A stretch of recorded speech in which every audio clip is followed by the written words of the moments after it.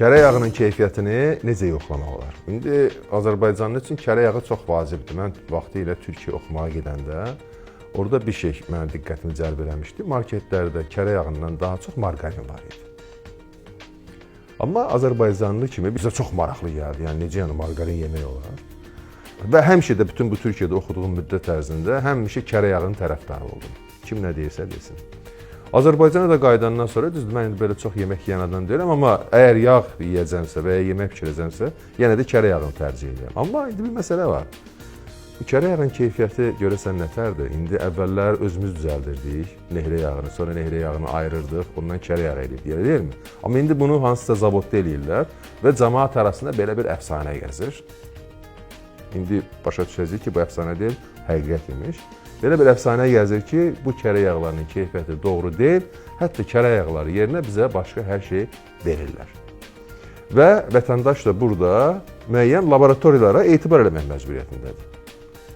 Amma mən onlara bəzi yollar öyrədəcəm ki, onlar kərə yağının keyfiyyətini, duru yağ haqqında deyil, duru yağ keyfiyyətini yoxlamaq üçün hələ də bizim laboratoriyalara ehtiyacımız var. Amma hər bir vətəndaş öz evində, evinə aldığı kərə yağının keyfiyyətini çox asanlıqla yoxlaya bilər. Necə? Əridərək. Bəli. Əvvəllər, elə indi də bəzi Azərbaycanlı ailəsində yemək pişirmək üçün əridilmiş kərə yağından istifadə olunur. Yəni elə bildiyimiz belə qəşəng, tərtəmiz inək südündən düzəldilmiş kərə yağını da bizim babalarımız, anamız, atamız gətirirdi evə bir qazanda. Biz bunu əridirdik, onun fraksiyalarını ayırırdıq və ortadakı o yağ hissəsini götürürdük və yeməyi ondan pişirirdik. Və bu gün də kərə yağının keyfiyyətini yoxlamaq üçün ən düzgün metod budur. Bunun üçün nə etmək lazımdır? Alırsınız kərə yağını və bu kərə yağını bir qazanda əridirsiniz.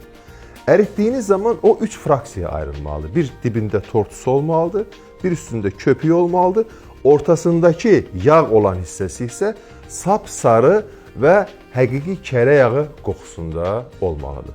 Bax, bu şəkildə aldığınız kərə yağının keyfiyyətini çox rahatlıqla yoxlaya bilərsiniz. İkinci bir metodu daha var, kərə yağını soyutmaq və bıçaqla kəsmək. Əgər kərə yağını aldınız, soyutdunuz və çıxardıb bıçaqla kəsərkən kərə yağı düzgün kənarına kəsilirsə, bu həqiqi kərə yağıdır. Amma əgər qırıntılara bölünürsə, demək ki, bunun içində margarin var. Siz elə bilirsiniz ki, yağ istehsalatçıları bizdən daha ağılsızdılar. Onlar da bu faktı bilirlər. Ona görə də nə edirlər? Artıq margarin yerinə, kərə yağını imitasiya eləmək istəyəndə, onun içinə palma yağı qatırlar. Palma yağı qatılmış kərə yağını da soyudub bıçaqla kəsdiyiniz zaman əlinizdə yenə də düz kəsik meydana gəlir. Amma siz bu səfər elə düşünürsünüz ki, həqiqi kərə yağıdır, halbuki həqiqi kərə yağı deyil.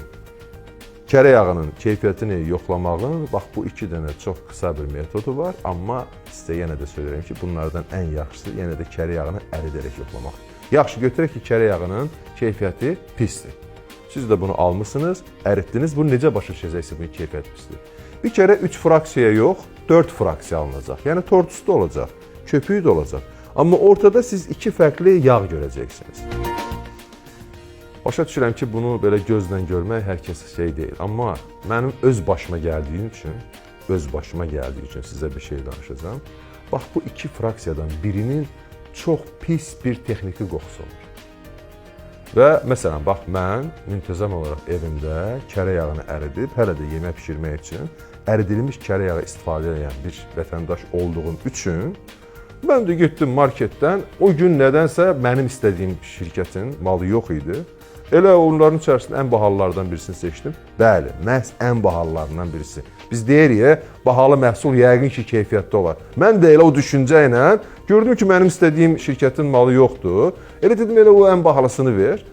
Və mən o kərə yağını əritdiyim qazanı artıq tullamaq məcburiyyətində qaldım. Çünki ortada yaranan o çox pis bir qoxu oradan qətiyyən getmədi. 2 gün balkonda saxladım, yudum. Hələ bu israf edilmiş kərə yağını bir şey demirəm. Amma bir şəkildə əmin oldum ki, qardaş, indiyə qədər öyrəşdiyin kərə yağından kənara çəkilməyəcəksən. Yaxşı, bəs bu niyə belə alınır? Niyə kərə yağını əritmək, onun keyfiyyətini ortaya qoymaq üçün çox yaxşı bir metoddur? Kərə yağı nədir? Yağ. Amma bu yağın içərisində müəyyən qatqılar var. Hansı qatqılar var? Birinci ən böyük qatqı əlbəttə ki, zülaldır.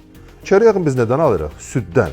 Süddə əsas olan zülaldır. Çünki bu inəyin övladını, yəni dananı bədəninə yetişdirmək, ona ət əmələ gətirmək üçün lazımdır. Demək ki, onun içərisində daha çox zülal və amin turşular olmalıdır, elə deyilmi?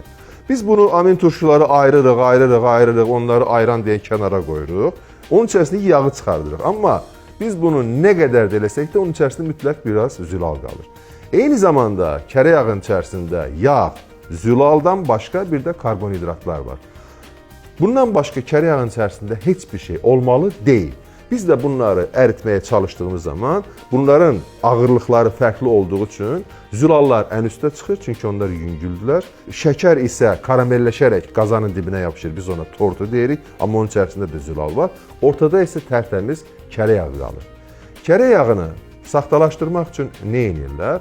Bunun üçün iki şeydən istifadə edə bilərlər. Bir, onun içərisinə margarin qata bilərlər. Margarinin əridiyi zaman onun ağırlığı həqiqi kərə yağından fərqli olduğu üçün o ayrı bir fraksiya şəklində siz onu gözünüzlə onsuz da görəcəksiniz. Amma ikinci bir metod çıxıb, valla onu tutmaq çox çətindir. Bax, ona görə qoxu məsələsinin üstünə gəldim. Bugün kərə yağının içərisinə palma yağı qatırlar. Palma yağı qatıldığı zaman yenə fraksiyalar ayrılır. Amma digər metodlarla palma yağını tutmaq ev şəraitində çətindir.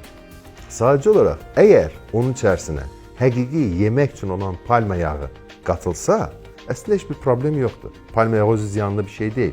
Qida üçün olan palma yağı ziyanlı bir şey deyil. Amma məsələn, mənim aldığım, bax o, saxta kərə yağının içərisinə texniki palma yağı qatdıqları üçün ondan çox pis bir qoxu gəlirdi. Bax, bu şəkildə çox sadə bir metodla kərə yağının keyfiyyətini yoxlaya bilərsiniz və öz sağlamlığınızın keşiyində dura bilərsiniz. Kərə yağı mən sizə söyləyim, kardioloqlar nə qədər də mənə etiraz eləsələr də, əslində o qədər də ziyanlı bir şey deyil. Həqiqi kərə yağı yeməkdə heç bir problem yoxdur, amma mən sizdən çox xahiş edirəm, evinizə aldığınız bugün zavod şəraitində düzəldilmiş kərə yağının keyfiyyətini heç olmasa həyatınızda bir dəfə yoxlamağa cəhd edin. Mən sizə söyləyim, sizin üçün çox maraqlı faktlar ortaya çıxacaq.